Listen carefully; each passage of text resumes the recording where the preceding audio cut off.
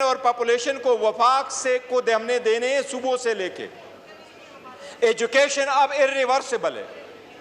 Education दुनिया में हमारे आईन ने हमें डाल दिया कि एजुकेशन फंडामेंटल राइट्स है।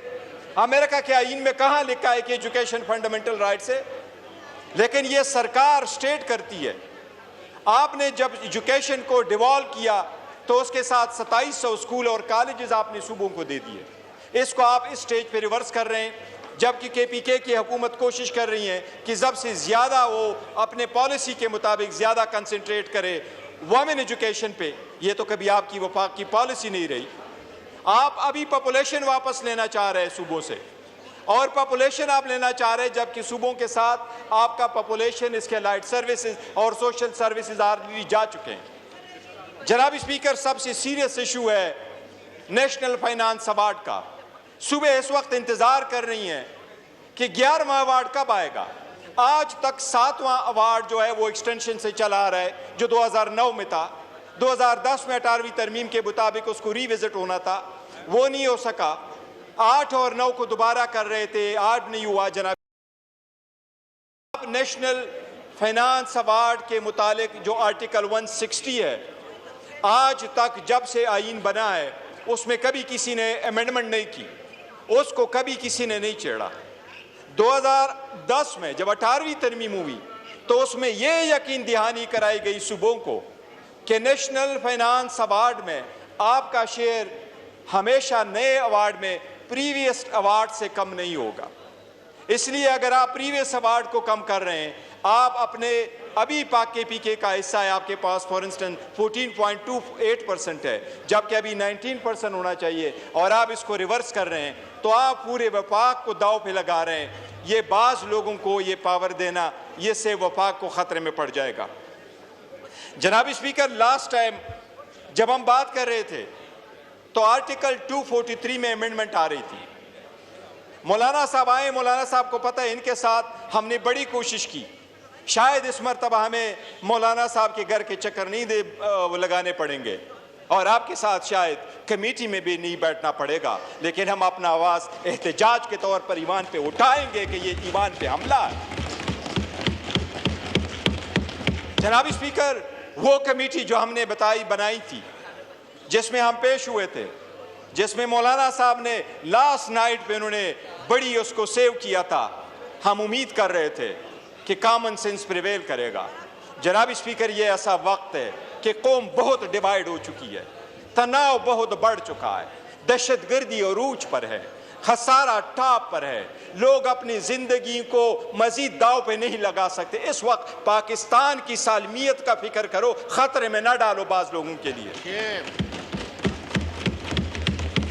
जनाब स्पीकर, लीक वर्शन जिस वक्त हुकूमत का आया था तो 56 आर्टिकल थी। वो लीक वर्शन शायद मौलाना साहब के साथ एक 1 पॉइंट पीछे कॉन्स्टिट्यूशनल कोर्ट खत्म होकर के बेंच आया, वहां आर्टिकल 243 में आप अमेंडमेंट करना चाह रहे थे। उस वक्त आप उस लॉस को प्रोटेक्शन देना चाह रहे थे। जनाब स्पीकर, आईन में तरमीम इस ईवान का हक है, और इस ईवान में एग्जैक्ट उन लोगों का हक है जो मैंडेट लेके अवाम के पास आए हों। हम समझते हैं कि 27वीं तरमीम इस ईवान के रूह के मनाफी है, आइन के रूह के मनाफी है। हुकूमत होश के नाउन ले, इस स्टेज पे कौम को मजीद डिवाइड ना करे, कोई ऐसे तरमीम ना लेके आए जैसे आदलिया मजीद दाव पे लग जाए। ऑलरेडी डेमोक्रेसी बड़ी फ्रेजल है, आपके आदलिया पे अवाम का कोई एतमाद नहीं रहा। जनाब स्पीकर, मैं आपको एक चीज़ अपना याद करा रहा हूँ। जिस वक्त यहाँ तरमीम की जा रही थी, आपके वज़रा ने यहाँ में ये कहा कि हम तरमीम कर रहे हैं, बेंच हम लेके आ रहे हैं। उन्होंने कहा हम जजेस की तादाद बढ़ा रहे हैं। मैंने उस वक्त भी आपको कहा था कि पाकिस्तान में हमारे पास जो जजेस की तादाद, मैंने आपको कंपेयर करा के बताया था कि इंडिया में 28 वहाँ स्टेट से, उनमें 25 हाई कोर्ट से, 1114 उनके केसेस जो जजेस थे हाई कोर्ट के जजेस, लेकिन सुप्रीम कोर्ट के सिर्फ 33 जजेस थे। मैंने आपको उस वक्त कहा, ये मेरे पास 16 सितंबर 2024 का डेटा है। मैंने इस ईवान के सामने रखा कि 16 सितंबर 12 बजे सुप्रीम कोर्ट के पास पेंडिंग केसेस की तादाद 55,000 थी। इस ईवान में चारों सूबों में और इस ईवान में हर इलेक्शन के बाद तकरीबन 1000 बंदा आता है। 800 टू बी प्रिसाइज 859 कंस्टिट्यूएंसीज है। जनाब स्पीकर, हज़ारों लोग आए, हज़ारों चले गए, बल लेगेसी बहुत कम छोड़ गए। वफाकी हुकूमत लेजिस्लेशन करके वो जो कन्विक्ट है उनको right of appeal they they. Right of appeal देना एक इस्लामी हक है। ये सुप्रीम कोर्ट का ऑर्डर है, उस ऑर्डर को काइंडली इम्प्लीमेंट करो। हमने अपोजिशन की तरफ से बिल दिया है कि वो राइट ऑफ अपील दे दे। मैं हुकूमत से दरख्वास्त करूँगा कि आप इसको राइट ऑफ अपील दे दे। इस वक्त आपका लॉ मिनिस्टर नहीं बैठा हुआ, लेकिन इंफॉर्मेशन मिनिस्टर साहब बैठे हैं, वो खुद भी वकील है। ये लोगों का राइट है, विद इन 45 डेज आप उनको राइट ऑफ अपील दे, या हमारा बिल सामने रख दे या अपना बिल लेके आए, लेकिन वो राइट ऑफ अपील दे दे। आपकी आवाम इस वक्त सफ़र हो रही हैं, वो आप ख़त्म करा दे। जनाब स्पीकर, दूसरा मैं KP की तरफ से एक इशू उठाऊँगा। यहाँ राना साहब इस वक्त ईवान में नहीं बैठे, मीर मुकाम साहब बैठे, अगर वो इस पर वजाहत देंगे। पंजाब की हुकूमत ने KP में वहाँ वीट पे तरसील पे जनाब स्पीकर पाबंदी लगाई है। हुकूमत का ये कहना है कि हमने पाबंदी नहीं लगाई है, हम वहाँ जो सिस्टम है परमिट वाला, जनाब स्पीकर, वो परमिट का सिस्टम जिससे आप वीट को रोकेंगे।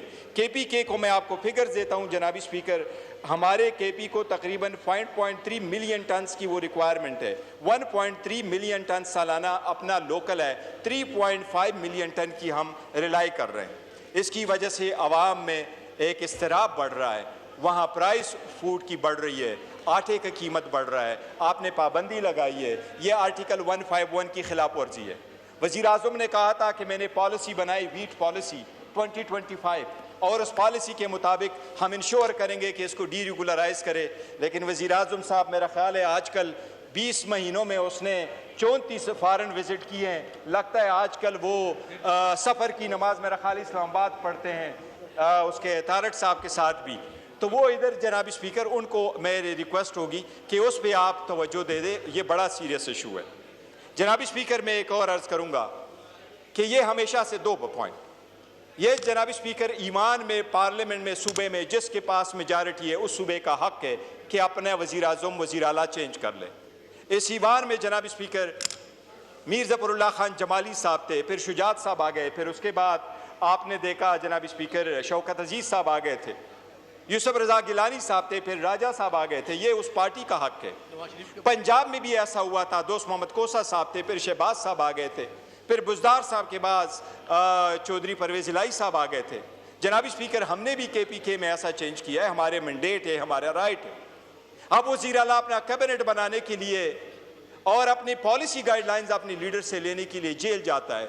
अफसोस के साथ कहना पड़ता है कि आज तक उसकी इजाज़त नहीं मिली। हम सारे अपोजिशन यूनानिमस हो करके एक रिजोल्यूशन पुट करते हैं, हम स्पीकर से मुतालिबा करते हैं आप रूलिंग दे दे। हम यूनानिमसली कहते हैं एक इकाई का सरबराह है, वो चीफ एग्जीक्यूटिव है। ये ईवान मुतालिबा करती है, उनको इजाज़त दी जाए कि खान से मिले।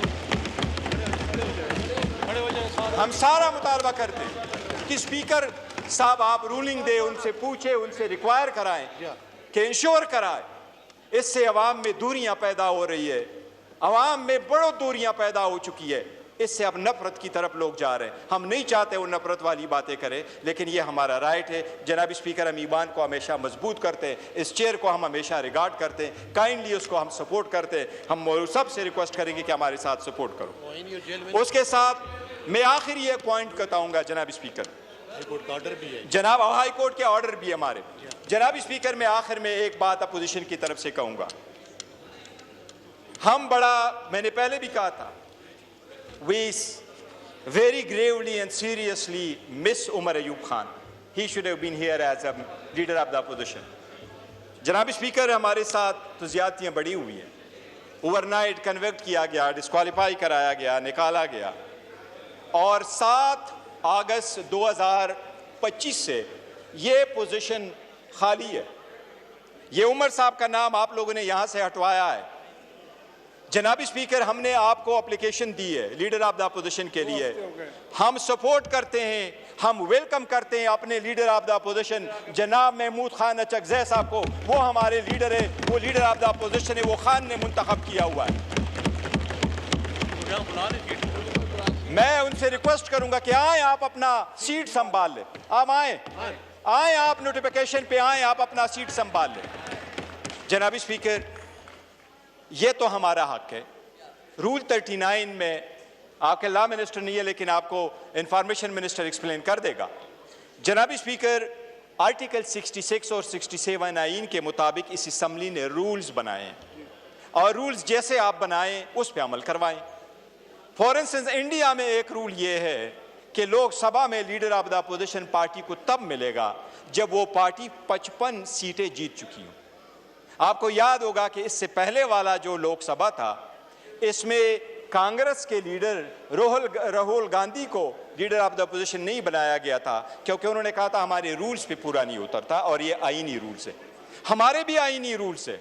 हमारे आईनी रूल्स में यह लिखा हुआ रूल 39 में कि लीडर ऑफ द अपोजिशन, ये हक के अपोजिशन का और आददी तादाद अपोजिशन बेंचेस पे जो लोग बैठने वाले हैं, ये उनका राइट है। हमने 74 MNA के साथ, 72 MNA के साथ, हम यह ईवान में हमारी मेजॉरिटी 180, जब बैठे तो हम थे 91। आज हम बैठे आपने कन्विक्ट करवा के निकाल के, अब हम हैं 76। हमने 74 के साथ आपके साथ एक एप्लीकेशन गुजारी है कि आप उनको सपोर्ट करें। मुझे यह भी उम्मीद है मौलाना साहब भी हमें इस पे सपोर्ट